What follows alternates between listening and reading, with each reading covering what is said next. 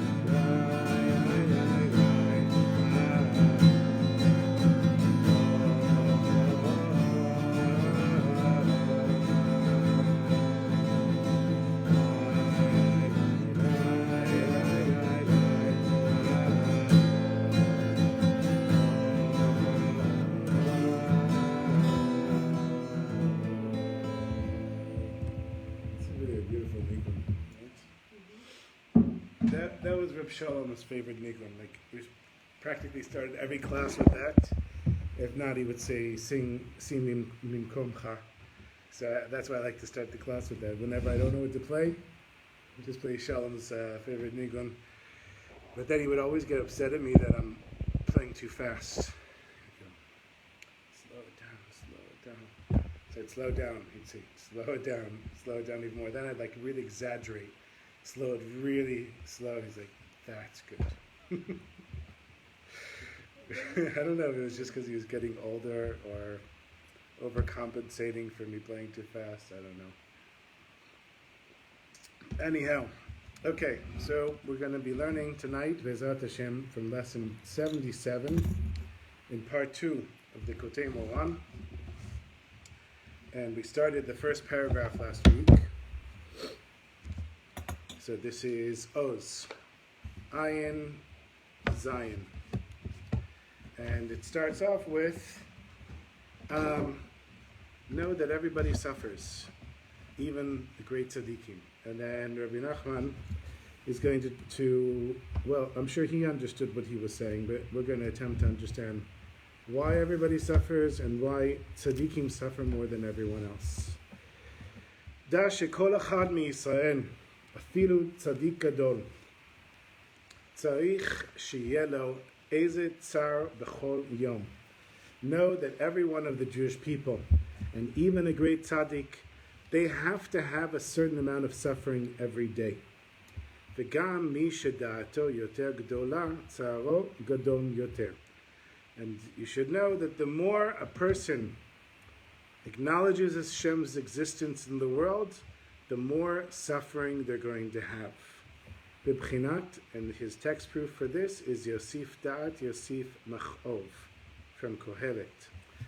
That when a person's Da'at increases, their awareness of Hashem's presence in the world increases, their anguish increases. And King Shlomo said, I said to myself, I've grown greater and wiser than all of the wise people of Jerusalem before me, for my mind has perceived much wisdom and knowledge. Right? We know that Hashem asked King Shlomo, what gift do you want? You can have anything. And he said he wants wisdom.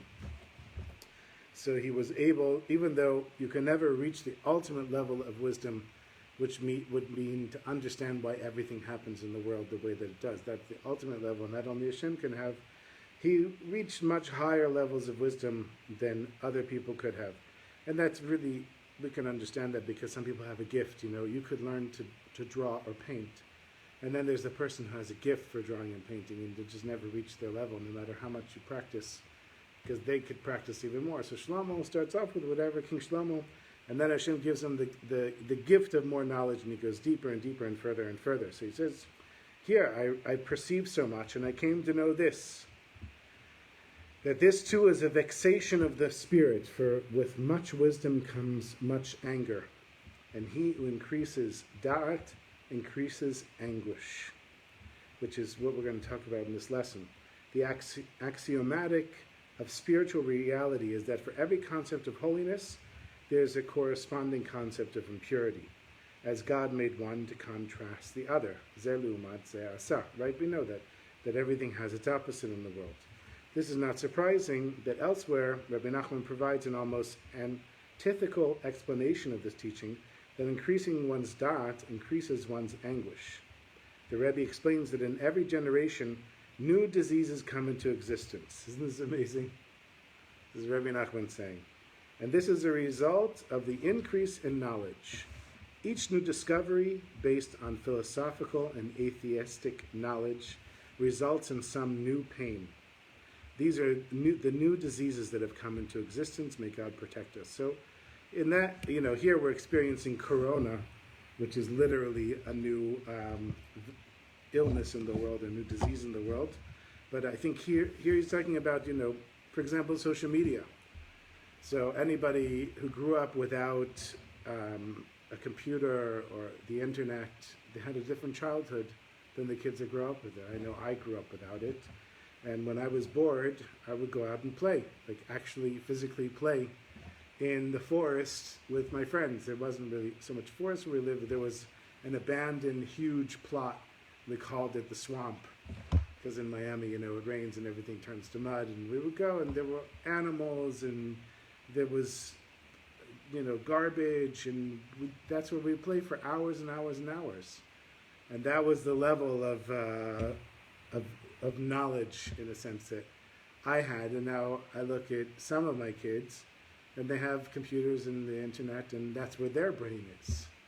And that brings along with it a certain level of suffering that I didn't have when I was a kid playing in the forest. And here he's saying, so he makes a distinction by saying that each discovery based on philosophical and atheistic knowledge, meaning that if there's new Torah concepts, then that's going to bring you less pain. But when you're exposed to more and more of technology and the world, in a sense, it takes you away from being grounded. Unlike that teaching, the previous teaching that was mentioned there, that da'at, which the Rebbe speaks of in our lesson, is da'at of holiness. It too results in suffering because God made one contrast the other. However, here the Rebbe teaches how to keep the suffering generated by one's increased knowledge and awareness of God from devolving and transforming into harsh judgment and suffering associated with knowledge that is philosophical and atheistic. So, okay, now when I went over this lesson on the walk over here, I was saying, Hashem, I really don't fully understand this. I have all the puzzle pieces, but they're not fitting together. And, that's what happens when you sit in front of YouTube and Facebook. You start to understand what's going on here. So now I'm starting to get what he's saying here. That when he talks about this philosophical and atheistic knowledge, this is just our intuitive understanding of the world. I'll give you an example. I did a little business deal the other day, and I sold something. I got some cash for it. Somebody gave me a quote for 500 shekels more than the guy that I ultimately sold it to. And the guy that I sold it to, he came from far away. And I had contacted him. I told him, I'm selling this thing, and he said, yeah, I'll come to your office at 4 o'clock today. I didn't realize he was coming from Rishon LeZion. So he shows up in my office, and he offers me whatever he offered, and I said, well, there's a guy who's going to give me 500 shekels more. And so now, if I'm following the philosophical and atheistic knowledge, then I just say to him, sorry, buddy, I don't care how far you came. I need the 500 shekels more. But I saw the disappointment on his face. He was like devastated. Now, he was stupid. I mean, obviously, you want to tell somebody before you come, well, this is what I'm planning on paying, and if you're expecting more, I'm not going to give it, or something like that. I saw the disappointment on his face. I said, for 500 shekels, I don't want you to go home like disappointed. I'll sell it to you, and Hashem will figure out how to send me the 500 shekels. Now, thinking like that is not a philosophical and atheistic way. That's already a God, a Hashem way of thinking of the world. If I just, and that's what the point that I'm trying to explain here, and then I'll tell you how the story ended. That if a person is just following their logic and philosophy, then they're going to be stuck into a certain level of suffering. But when a person goes beyond that, then they open themselves up to being closer to Hashem and reaching a higher state. So I gave him what I sold him. He gave me the cash. He left, and I told Noga, this is what I sold it for. And she said, well, why didn't you tell him to go home? I mean, that's 500 shekels. I said, Hashem's going to give us the 500 shekels. All money comes from Hashem. He'll figure it out. Shalom Aleichem. Mordechai, come on in. So then it turns out that night we got, I don't know, maybe like 9 or 10 orders for Noga's book, which each one is around 100 shekels.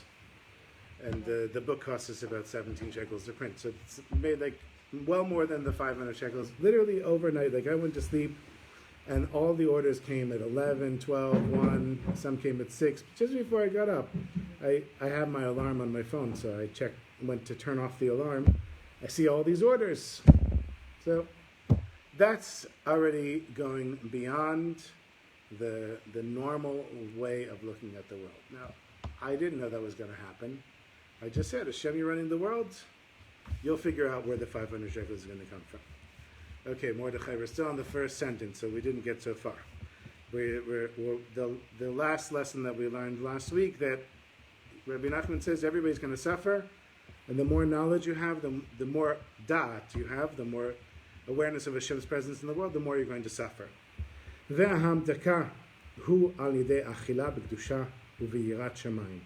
And how do you mitigate or sweeten this judgment?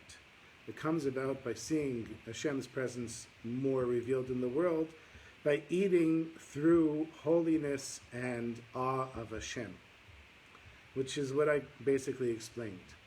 When he says eating through Kedusha and Yirat Shamayim, he means eating on a level where you're not just hungry and you're saying, there's food and I'm going to eat it. If you're going to eat bread, you're going to wash your hands first, you're going to say a bracha, you're going to say Birkat HaMazon, you're going to hopefully pay attention to the words that you're saying, you're going to understand, and the food's going to be kosher, and all of those are eating with Yirat Shamayim, but it's also where is that coming from? That's coming from a certain faith and belief in Hashem, and that is the fixing for using your logic to understand the world. That's basically what he's trying to say, and he's going to go very deep into that, but that's the general idea. There's two ways to approach the world of Hashkacha and the world of Teva, which is a lesson that we learned a while back.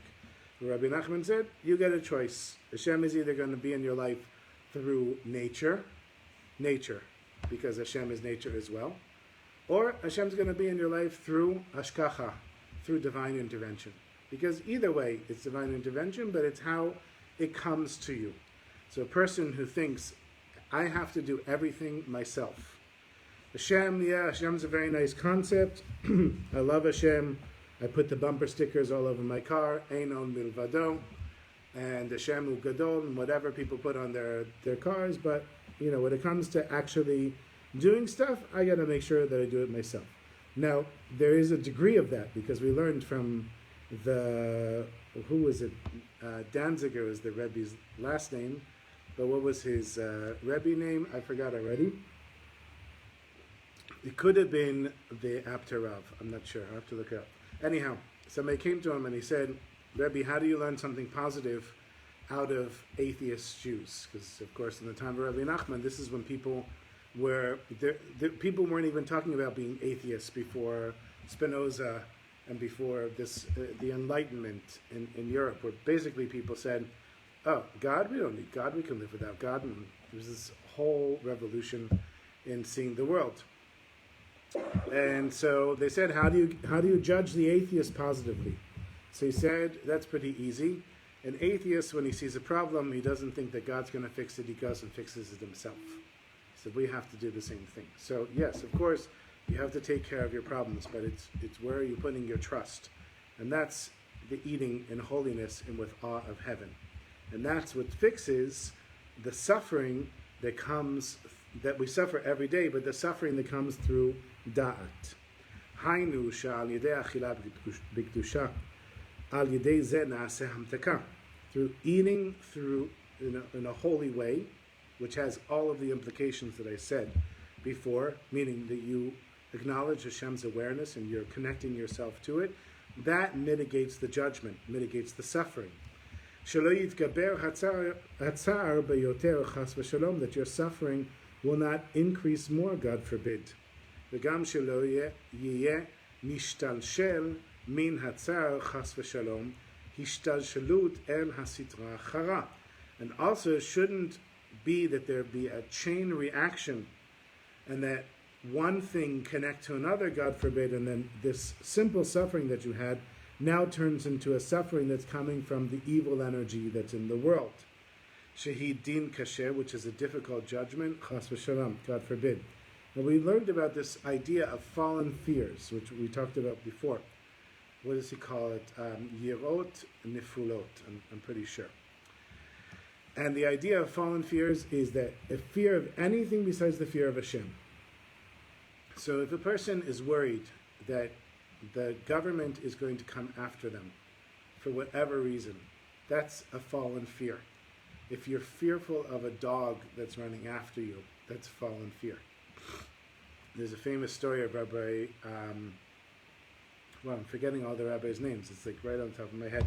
Something like Salanter, but it's not Salanter. And I have a story about him on the podcast. Anyhow, he was a rabbi here in Jerusalem in like the 1400s. And he was well known. He came to Constantinople to speak with the Ottoman Sultan or whoever he was at the time. And when he got off the boat, the town was completely empty. And maybe Afanti, I don't remember his name. Anyhow, the town was empty. He sees somebody like scared behind a door, and he says, "What's going on?" They said, "There's a lion that got out of the zoo." And everyone's scared for their lives. So the rabbi just continues walking on the way to the palace, and he encounters the lion. So he puts his hand out, and the lion comes and licks his hand and sits down, and the rabbi pets him. And everybody comes out of their homes, and eventually, of course, the message gets to the Sultan, who sends his guards that capture the lion and take the lion away. And then he gets his audience with the Sultan, and the Sultan wants to know, how did you do that? And he said, well, there's fallen fears. These are Rabbi Nachman words. He didn't say that. He said, there's the fear of man and there's the fear of heaven. He said, I only fear God. So I have no fear of animals. And the animal saw that in me, and it didn't see me as a threat. So it sat down and waited. Those are fallen fears. Now, obviously, that's a high level. For us, fallen fears is even simpler. You can just take the situation that we're in now. Many people speak with me and send me messages, and I don't know why. They ask me about what they should do with corona. Should they get vaccinated? Should they not get vaccinated? Should I freak out? Should I not freak out? And even today, there's one guy who sent me a message today, and I'm constantly calming people down. You know, I don't tell people get vaccinated or not. You do whatever you want. But I tell people, relax, because getting stressed out is not going to help you. All of the stress and anxiety that we're seeing now, and you can see it everywhere, those are fallen fears. That's the meaning of a fallen fear. And that's the fixing of eating b'kedusha v'yirat shamayim, meaning not necessarily that the eating with an awe, in holiness and awe of heaven, the actual eating of food, but living your life in a way that you're on the level that you're connected to Hashem and not necessarily simple logic and fear. And that's what he says here, that by doing this, you're going to mitigate the judgment and you're going to prevent it from turning into a real fear, which is a severe judgment, God forbid. So now you see, every time we're going to say achila b'kedusha, it means a certain thing. That is, through this, through eating in holiness.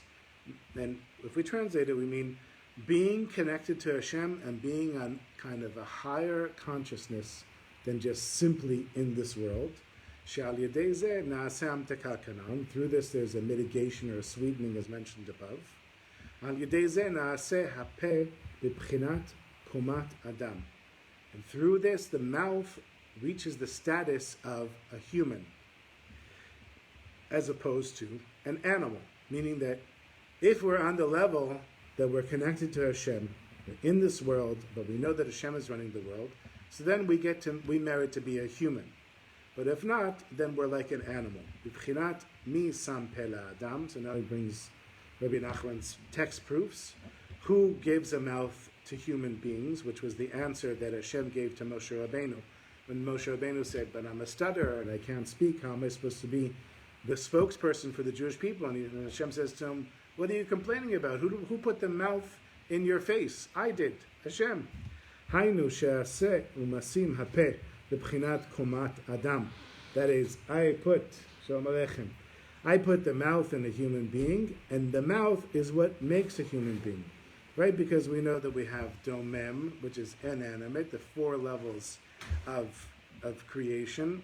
We have tzomeach, which is vegetation, chai, which are animals, and medaber is a human being. That's what distinguishes us.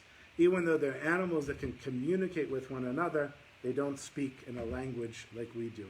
That's what distinguishes us from everything else. And so that means that the mouth has a certain level of holiness.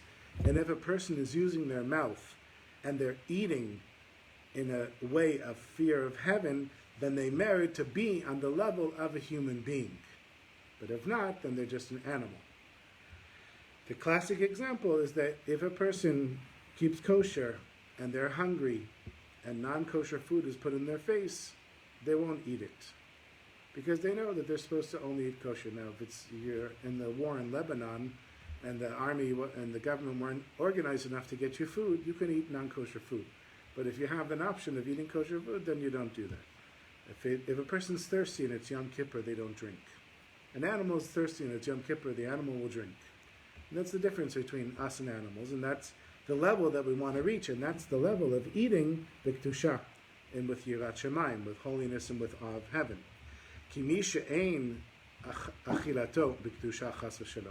Because a person who doesn't eat with holiness, God forbid, then the person's mouth is literally like an animal's mouth. Literally. There's a story of the Baal Shem Tov was once at an inn together with a number of his Hasidim. And the founder of the Hasidic movement instructed his followers to observe one of the other patrons, a man who was just beginning his meal. They noticed that his face had a certain bovine quality, meaning he looked like a cow. And the Baal Shem Tov explained that this was because whenever this man ate, his mental state was that of a cow. So, whatever the story really means, the point is that how you do things affects what you are. And how you view things also affects how you interact with the world. Aval, when a person eats in a holy way, azai mesim, thank you, etapeh la'adam, which is Hashem is the one who puts a mouth in a human being. That's when a person merits to be a person and not an animal. So you can understand, right? We all know the phrase, it's a dog-eat-dog world. that's living the life of an animal. If a person says, Hashem is running the world, you might think that it's a dog-eat-dog world. So good, that's the world that you get to live in. I'm going to live in a Hashem-run world, and if things don't go my way, I'm going to suffer, I'm going to daven, and I'm also going to be aware that Hashem is running the world. That's the difference. That's the difference between an animal and a human being. And it's expressed in the simplest way through eating. Because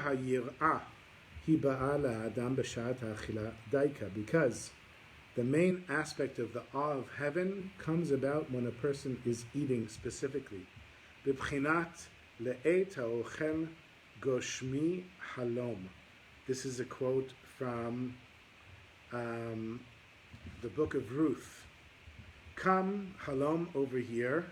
Okay, at mealtime, come halom over here. So this is what he's talking about here is Boaz, when Naomi and Ruth came to the fields of Boaz, and he left the leftover crop. So Boaz noticed that Ruth was there and invited her to eat together with him and his harvesters, and that's what he said. He said to Ruth at mealtime, come halom over here, and partake in the bread and dip your morsel into the vinegar. So he's giving a text quote for why the awe of heaven comes through eating. Ein halom ela malchut. And when he says halom, he means kingship, or he means the power of a government. Shehi b'chinat yirah, which is connected to fear or awe, right? Everybody has some level of fear or awe of an authority, like a king or a government. Whatever we think of them, ultimately it's there. K'moshe amru, as a sage of lesson memory said, il malei mora'ah shel malchut, were it not for the fear of an authority, of a government, nimsa shebasha'at ha'achila, where does he finish this here? Let's see, were it not that people fear it, they would swallow each other alive. So if there wasn't some type of authority establishing some type of police and courts, then people would there'd be complete chaos. And everybody knows the social contract, Thomas Hobbes, right? Even if you don't know it, we all live it. It means that if you have something and I want it, I'm not going to take it from you because I don't want you to take something from me. And when people break the social contract, then we have to have police that hopefully enforce it, say, look, you did something you're not supposed to do, you have to go hang out in jail for a little bit, or you get fined, or you get punished, and that's what keeps the social contract intact. So it's coming from Pirkei Avot. It says if we didn't have this fear, there'd be complete chaos. Shebashat achila azai ba'ah yira le'adam. That at the time of eating, that's when awe comes to a person. V'al ken she'ochel b'kedusha u'mamshich al atzmo hayirah haba'a lo b'shat ha'achila.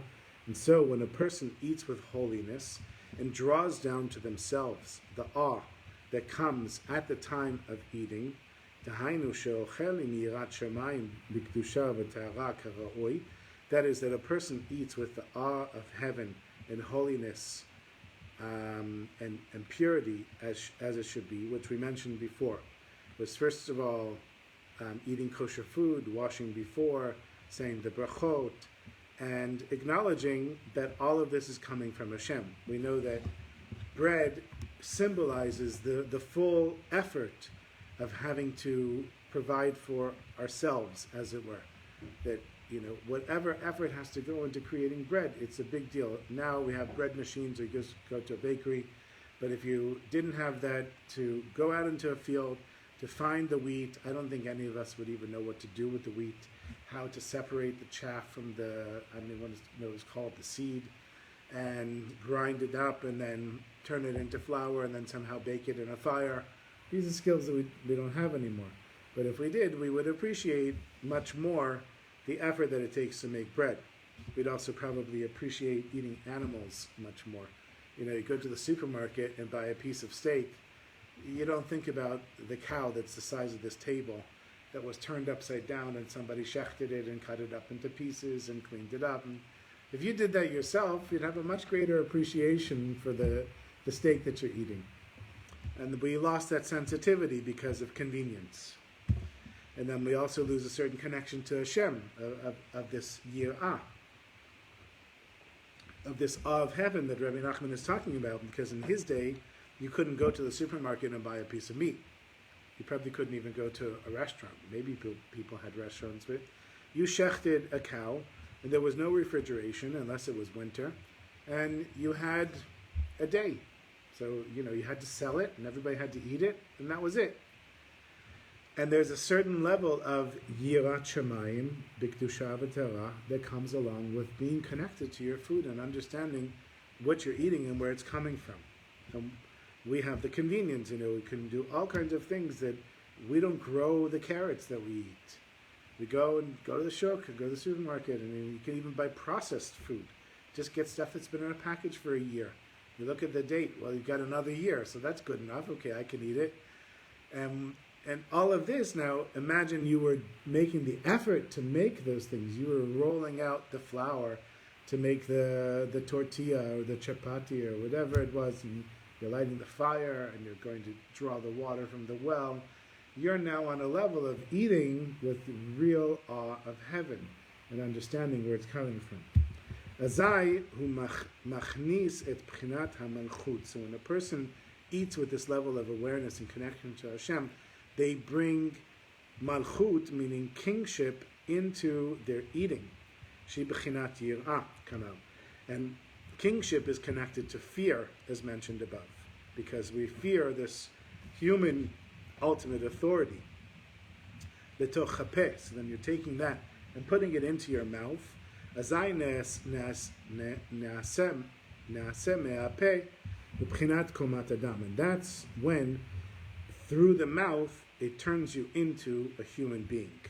B'chinat misam pela adam kanal, which is connected to who put a mouth in human beings, as mentioned above. Ki she'eino ochel b'kedusha v'yirat shamayim. When a person just eats because they're starving and they see something and stuff it in their mouth and don't pay attention and don't acknowledge Hashem's connection to the food, when they eat in a way without the awe of heaven, azai ha'yirah ba b'sha'at ha'achila kanal, and we know that this awe is coming at the time that a person is eating, as mentioned above. So then, this awe, this connection that you can make with Hashem, the time of eating, even though the food enters into your mouth, the holiness does not enter into your mouth. When a person eats with holiness and with awe of heaven, that they draw down into themselves the holiness and the awe of heaven, as mentioned above. Then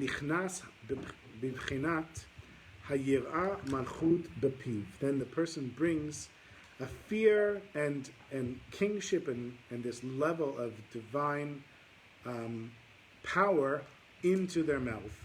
And then enters into the mouth, which brings a person to have the level of being a human being,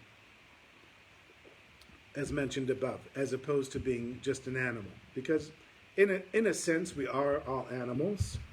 My wife was once at some conference in Tel Aviv, and the woman that was speaking was saying, and of course we're all evolved from monkeys. And she said, maybe you are, but I'm not. And the woman was like shocked, and she said, what do you mean? She said, well, Hashem created me as a human being. You maybe are evolved from a monkey, but I'm not. I like that answer. So that's what makes a human being. That's it? You're going? Came? Okay. Okay. Shakoach for coming. And in the merit of this, that person eats with holiness in the awe of heaven, that turns themselves into the status of a human being, then a person merits a higher ascent. Rabbi Nachman elsewhere teaches the fear of God brings a person more than their mazel, their fate or destiny, ordinarily would. In the context of our lesson, this teaches that a person who increases their fear of heaven is rewarded with greater levels of spirituality, as we shall soon see. So you understand that there's a cycle here. A person that is eating something and acknowledges Hashem's presence in it, it reinforces in them Hashem's presence in everything in their life, which the next time they eat, they see it on a deeper level, I don't know how everyone's Shabbases are, but if I think of Shabbos, when I first started keeping Shabbos, let's say when I was 18, 19, that's when I really started experimenting with keeping Shabbos. My only goal was not to touch the electricity. I literally had time in Newsweek magazine. I'd read cover to cover. I remember sitting in my dorm room with the lights off in the room, but the sun was setting. I was sitting at the window, outside the window, trying to get some light just to finish reading the last article in the magazine, and that was Shabbos for me. And then eventually I started realizing, there's more, and there's davening, and there's the meals, and there's learning the meaning of it. And if I compare where Shabbos was then to where Shabbos is now, they're really unrecognizable. And that is this cycle of eating with Yirat Shamayim and Kedusha, that the more you do it, the more you're going to grow and grow and grow and grow. You might not see it from week to week, maybe not even from year to year, but you will see it over time, especially if you're consistent with it. Shenitale b'bchinat komat adam hanan, so this will go to a higher level, which raises us up to being the level of a human being as mentioned above. V'naaseh b'chinat adam ha'elyon, and brings us to the supernal man, the supernal human being. This is from Yechezkel. Yechezkel had this crazy vision where he saw this chariot, he saw these faces on the chariot, he saw animals, and he saw a human being. So Rabbi Nachman is saying, by following this of constantly being aware of Hashem's presence, especially at the time that a person is eating, meaning symbolic of the most essential things that we need in life, then we get closer and closer to the aspect of this supernal human being, meaning I think the supernal human being is what Hashem created human beings for, like symbolic of what human beings are as opposed to animals, different levels of animals. V'ala kisei demut kamer'e adam alav milmala. So that's the quote from Yechezkel, that on the chariot there was the image that seemed like a man, of a human being, that went, I'm sure that it was kind of a neutral, I don't think it was like a man with a beard. I'm guessing it was like a neutral human being representing human beings. Maybe it was Adam before Chava was created or something. Shezeh b'chinat, that this is connected to Adam and Yom, supernal human being. B'chinat Shechina medaberet mitoch garono, that the Shechina speaks from the person's throat. That was from, where's the quote from that? That the divine presence is speaking. I don't remember, it doesn't say where the quote is from here. It does say the Zohar. Okay, from Moshe Rabbeinu. That's what it is. That the Shechina was speaking from Moshe Rabbeinu's throat. So now basically what he's doing for just the next few sentences, he's bringing all these text proofs to prove his point. The B'chinat Adam Adonai Sefatai Tiftach, that we say, Hashem, open up my mouth. We know we say that before Shemona Esrei. Shebe Ptichat Piv Hu B'chinat Adonai, that when a person opens their mouth, it's the level of Hashem, you are my God. The B'chinat Shechina Medaber B'toch Karono, the aspect of the Shechina, of Hashem speaking through a person's throat, meaning the throat of Moshe Rabbeinu. Hainu Kshe'osem Me'apeh B'chinat Komat Adam, that is, when a person uses their mouth for something holy, then they reach the level of being a human. Azai Hu Gader Medaber, then they're within the level of a speaking, of a human being. Ki Geder Ha'adam Hu Hadibur, because what defines a human being is speech. Aval Achar Kach Zocher V'nitaleh Hapeh B'bchinat Adam Elyon, but then afterwards the mouth merits an even higher level, which is the supernal human being, which was this vision that Yechezkel had. Hainu B'chinat Shechina Medaberet Mitoch Garono, that the Shechina is speaking from within Moshe Rabbeinu's throat. B'chinat Adonai Sifatai Tiftach, that Hashem, open up my mouth, kanal, as mentioned above. So that's the end of section 1. There's 3 sections, and the next 2 are shorter than the first one. We're going to get through this. We're going to get through it. I'll figure out a way to get through it. Okay. Umasha nimtak. Now he gets kind of like to the essence of it. Umasha nimtak hatzar al yidei achila b'kedusha. And how does this come about? That the pain is sweetened, the suffering is sweetened through eating with holiness. Kida, kizot ha'ishtanshelut shelishtanshel uba hatzar yoter gadol lemi shehu bar dat. And this is the reason that it comes down, that it's mitigated, or not mitigated, that it devolves, suffering devolves, it comes down, mishtanshel, like shanshelet, coming down from level to level, that when it comes down, the pain is greater with the more knowledge you have of Hashem's presence, which seems like a contradiction. B'bchinat yosif da'at yosif mach'ov, which is what we said before, that the more divine wisdom you have, the more suffering you have, as mentioned above. At first glance, this is difficult to understand. Why should it be so? That the person has more awareness of Hashem's presence in the world is going to suffer more, God forbid. But you should know, Maverata Tifilin. This is the passageway of the Tifilin. So we know the head Tifilin. I don't know if Katie knows, but those was the put on Tifilin. There, in the back of the head Tifilin, there's a place for the strap to go. That's called the Maverata, where the strap goes through the Tifilin, and then you have the strap on your head. That passageway is the Maverata. Let's see if they give some Kabbalistic thing here. No, not yet. Okay. Ki reshit chokhmah yirat Hashem, because in order to have wisdom, a person has to have fear of Hashem, or awe of Hashem. V'im ein yira ein chokhmah. And if there's no awe of Hashem, then there's no real wisdom. There might be collected knowledge. You don't need to fear Hashem to know that 2 + 2 is 4.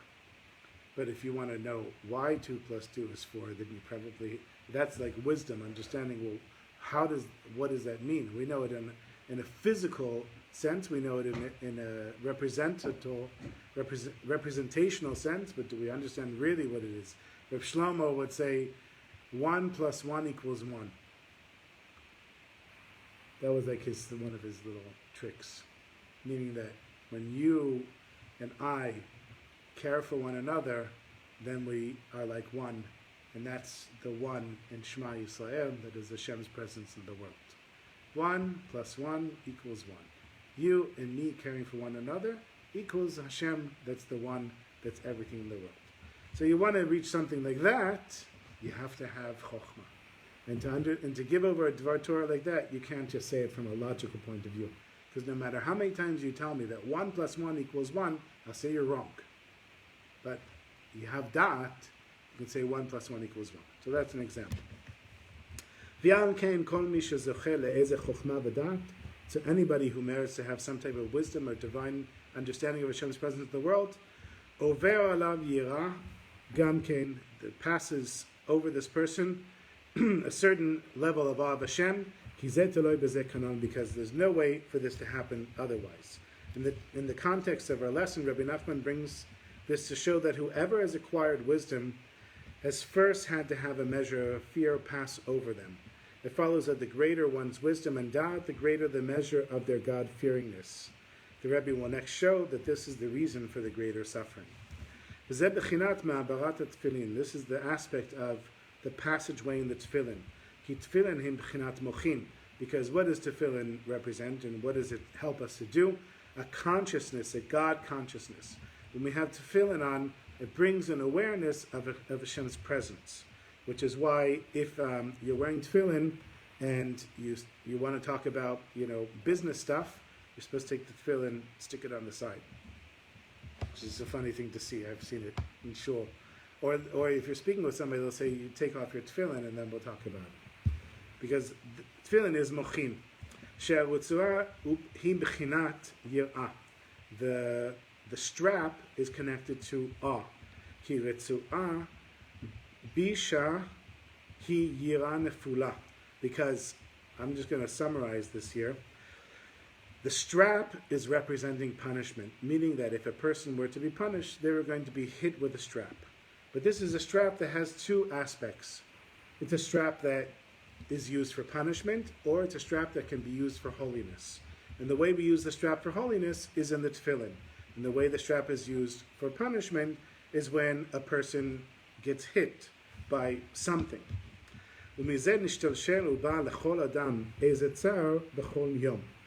Let's go back a second.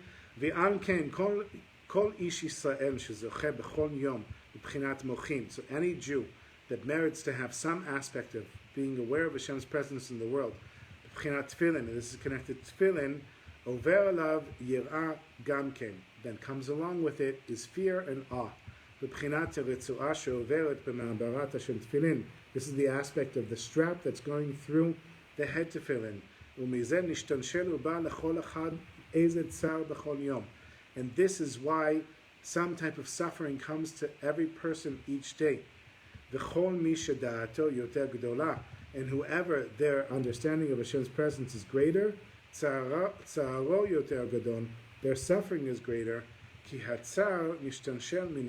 because the pain comes from the awe of Hashem,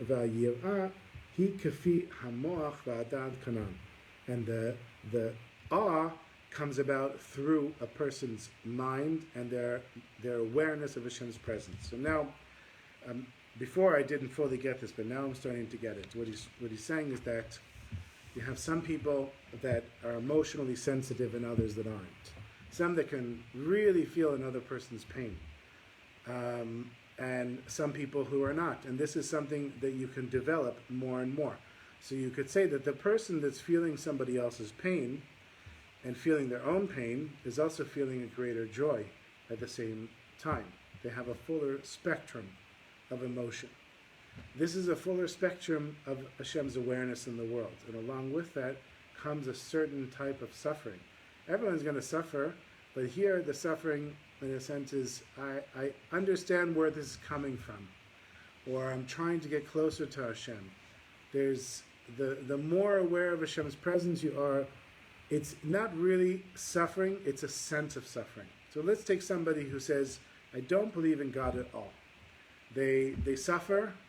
Most likely there will be some vice for them to go to. Alcohol, drugs, I don't know, sports, pornography, whatever it is. Sports was in that. Yeah, well, sports can become an addiction. Okay. You know, people's entire lives are caught up with sport. Not just sports as like go play sports or watch something, but it can become an obsession in the same way as a vice. You know, no sports, no sports. So now, if you say to that person, but you understand that Hashem is running the world, like, no, I don't understand it. You believe in Hashem. You have your crazy God stuff. I'm not into that. I mean, they might find some philosophical way of dealing with it, but if they come to the awareness that whatever they're going to call Hashem, ultimately they're going to come to an awareness that there's a force in the universe that's causing things to happen. That's what we call Hashem. They want to call it the force that makes everything happen in the universe, call it that. I mean, Hashem is just a name. There's lots of names. We can't really define what the force is. They'll get to the point where they'll start to understand that things are not just happening to them for no reason, that there's a reason for it, and that causes a deeper type of suffering. It's kind of like if your parent takes something away from you because they know that it's good for you, you're suffering. You just want the thing that you think is good for you, and that it's taken away from a higher level causes a type of suffering. If you got whatever you wanted, you'd also still suffer, but not in the same way. You would, in a sense, suffer less, even though it's worse for you. I'm not sure if I'm completely nailing it, but the question is yeah. Suffering? Again, you said the other week, you have to come down in order to drop back up. Yeah. Because if you were only going up higher, it wouldn't matter. But to come down, it's a challenge. So what's the question? So you're talking about suffering in general. Is it connected to the suffering though, the trend of it going down and up? Or is there I think we're talking about separate things now. I think here he's specifically talking about the suffering of being in a relationship with Hashem. That's this suffering. And then there's just the daily suffering of life, of being a human being. And everyone has their suffering. Everyone has to have their suffering. You would think, well, what kind of crazy God makes a world where we're all going to come here to suffer? Well, if we overcome the suffering through joy and through emunah, then we've accomplished something. And that's the reason that the world is full of suffering, in order for us to overcome it through the tools that we have as Jews. If you're not a Jew, you use your own tools. A person that has everything provided for them. Imagine, just take a theoretical person in your mind, give them everything, they are suffering. They never earned anything in their life. Nothing has any meaning. You know, there are people that are made the CEO of a company that their grandfather founded. No one respects them for it. Because, give me a break, even if you started off in the mailroom, you were the grandson. Everybody knew you were going to be the CEO. It's not the same as somebody who founds the company. And we're basically founding our own companies in our body, with the soul, in this world, and going through the difficulty of doing that. And when we reach the end, hopefully we will have done what we're supposed to do. That's where the suffering is coming from. The more aware of Hashem's presence, the more suffering there is in a sense, because we understand there's a purpose behind it, there's a Hashem there. If we were just ignorant of that, we would be suffering, but we wouldn't be suffering in the same way. And he's saying, but that's a good thing, because the more sensitive you are to Hashem's presence, the deeper your relationship gets, and the more sensitive you're going to be again, and the more pain, in a sense, you're going to suffer. Just take a human relationship. You know, you have somebody who's a friend, and then, let's say it's somebody of the opposite gender, and then, assuming that we're heterosexual, okay, just have to say that these days. And the friendship becomes something deeper. And then that becomes something deeper. And then it gets really deep. There's going to be a lot of suffering there that there wasn't in the beginning. In the beginning, you're just friends. But now you care so much about this person that when something small happens, you suffer. But it's a suffering that's coming from love of the relationship. And in a sense, we all suffer from our relationship with Hashem, but we want to get deeper in the relationship, and the deeper we get, the more we're going to suffer. Which you can understand. I think you can understand it from the relationship example. So just a review of the lesson, and then I see here at the end, which we don't really have time for, Rabbi Nachman now takes a text here. I'll just read it, and then that text is bringing the whole thing together. So I'll read the beginning of the text, and then we'll read the review, and I think that'll bring it all together. This is what our sages of blessed memory said. There was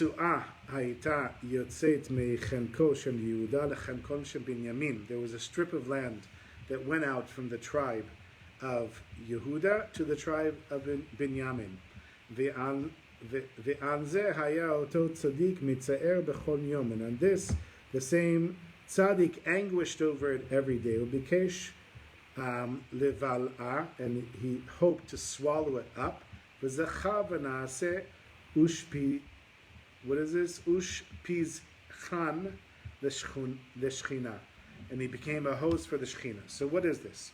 Although the city of Jerusalem, which is where the temple was located, was in the tribal territory of Yehuda, all of the more sanctified areas of the temple, other than the altar, stood in the neighboring territory of the tribe of Binyamin. And the Talmud teaches that a strip of land extended from the portion of Yehuda to the portion of Binyamin. So here Binyamin wanted to swallow it up and to become his territory, and he agonized it over it. Okay, you get the idea. He's going to use this now. He's going to break it up, and I'm just going to read to you the summary here, which will summarize the whole thing. In review, every person necessarily experiences some suffering daily. Mitigation of that suffering, or sweetening of that suffering, comes about through eating in holiness. Eating with the awe of heaven elevates a person to the level of a human being. a speaker, such that their mouth becomes a channel for godliness. The reason that a person suffers daily is that each day they increase their da'at. This wisdom and knowledge cannot be attained except through fear of God, or awe of God. However, as a result of fear passing through and penetrating through their newly required da'at, a person begins to feel a new increased measure of suffering. Meaning that the closer we get to Hashem, the deeper the relationship it becomes, and in a sense, the more suffering there is. If their fear is a fallen fear, then all that suffering will be harsh. On the other hand, if they possess a holy fear, then all the suffering and judgment which stems from the devolution of fear are mitigated. Elevated to the level of supernal human being, an exalted level of godliness, by eating in holiness, a person becomes the host and mouthpiece of the Shekhinah, mitigating fallen fears and suffering with their words. Crazy stuff. Okay. So, a short story. Bezrat Hashem. Oh, you have a question? You probably have a question. Kind of, but it's do you have time for a question and answer story? Or is it one or the other? Yeah. Ask the question and I'll tell the story quickly. It definitely sounds like first of all, that the suffering is inevitable, but it also sounds like that the suffering as well as the joy that comes from the connection to Hashem are not mutually exclusive. Meaning to say that I like what you're saying, but I just want to make sure that that's part of like where Malcolm is coming from. And then the third thing is what was that second part? That when we talk about suffering is not mutually exclusive with the joy and love and connection that one has with Hashem. Meaning that they can happen simultaneously. Yeah, for sure. Right. Yeah. And then the third thing is that when it comes to pain and suffering, I mean, Rabbi Nachman had it hard, like harder than most people. Yeah, but then you're talking about physical suffering. Well, here he's talking about relationship suffering. But and depression, right? I mean, he suffered from a lot of. So I'm wondering, like. Apparently, yeah. So I guess my question, which we may never know, is would Reb Zusha, as maybe would he have settled with the lesson in the same way with the same. Reb Zusha? Yeah. Because there's a story. He said, I have everything. Right? And when the person was sent to him. I think what we're getting from this lesson, I saw, by the way, Yael's comment here, less suffering, please. Which made me smile. What we're getting from this lesson is just simply an aspect of the relationship of Hashem. You know, we're now in the process of going through all of these lessons in the Likutey Moharan, so we're getting like a little piece of this, a little piece of that. And he's saying, you have some suffering in your relationship with Hashem, which I think everybody does at some point, then you should know that that's a good thing. It's like growing pains. And the deeper the relationship gets, the more suffering there's going to be. But don't take that as a bad thing, because that means that you're getting closer to Hashem. I think that summarizes the lesson. And what you were saying about having joy in the relationship with Hashem, for sure, we're not even talking about that. When there's joy, and that's great, and should be most of the time. But sometimes there's going to be some suffering, and now you'll understand where that's coming from. And the physical suffering is already a different aspect than what we're talking about here. That's suffering, and I'm sure that's addressed in other places in the Likutey Moharan. It could be that we even learned it, but here I think we're just talking about the suffering and the relationship with Hashem. Okay, so we don't have a lot of time left. I have like a minute. I don't think I can tell the story in a minute, but I'll just give you the story in like 3 minutes. So, the chassid who comes to the Sfas Emes, who was buried here, either here or his son was buried here. If you go near the shuk, you'll see you head directly across from the closed shuk, cross the train tracks and start heading down. And on the right side, it looks like an old European building. I don't know, either that Sfas Emes is buried there or a relative of his. And it was because the War of Independence was going on and they couldn't bury them in Har Zitim. Also the Zviller, there's a cemetery in Gan Saker, there's a cemetery near the central bus station. These cemeteries were because they couldn't bury them during the war. So Chassid comes to the Sfas Emes and he says, Rebbe, I'm being drafted into the Tsar's army and I need a bracha to get out of the army. And he gives him a little book on how to perform a bris milah. circumcision. And he says, sei gesund, have lots of success. So he's now ushered out the back door, and he looks at this book, and he's like, what? Why? I don't understand the connection. And he gets drafted because the book didn't do anything for him. And he's doing his best, to not work on Shabbos, to daven 3 times a day. He couldn't eat anything, so he was eating just like raw vegetables. And he had a little pot that he got, and he went and told the cook, if you don't mind just cooking potatoes in this pot for me separately. And the cook was willing to do it for him, and so he had some potatoes. And there he is going for weeks. Eventually a big general comes to the base. He says to the drill sergeant, tell me, anybody here a good soldier? He said, well, I got all the peasants, but I got one Jew. And I'll tell you the truth, he's clean, and everybody else is dirty. He listens to what I tell him. He does what he's supposed to. So, yeah, I would say he's a good soldier. He said, good. Tell him to come to my office. I want to see him. So this chassid goes into the big general's office, and the big general takes his gun, his pistol, puts it on the table, pointed at the Jew, the chassid. And he says, tell me, Jew, I hear that you eat kosher. He said, yes, sir, I'm a Jew, I eat kosher. He said, you're in the Tsar's army. You have to eat all the food that we can give you. And if you're not eating all the food, then you're not a good soldier. He said, well, I'm sorry, I'm in Hashem's army, and Hashem says that I can't eat everything that the Tsar's army gives me. I'm only eating what I'm allowed to eat. He said, I heard that you don't work on Shabbos. Is that right? He said, yeah, I'm not allowed to work on Shabbos, so I have to do something, I do it, but otherwise I try not to. He said, don't you understand? You're in the Tsar's army, you have to work 7 days a week. He said, I heard you put on Tifilin, you daven every day. He said, yeah. He said, you don't have any time for that. A soldier has to be available all the time. He takes the gun, he points it at the chassid. He says, I want you to start eating non-kosher. I want you to start working on Shabbos. And I want you to stop davening. Otherwise, I'm going to shoot you. He says, listen, you do what you have to do. I'm not leaving Hashem's army. I might be stuck here. I didn't choose to be here. But I'm choosing to be in Hashem's army. The general puts down the gun. He says, don't worry, I'm not going to shoot you. He says, you can't tell anyone, but I'm a Jew.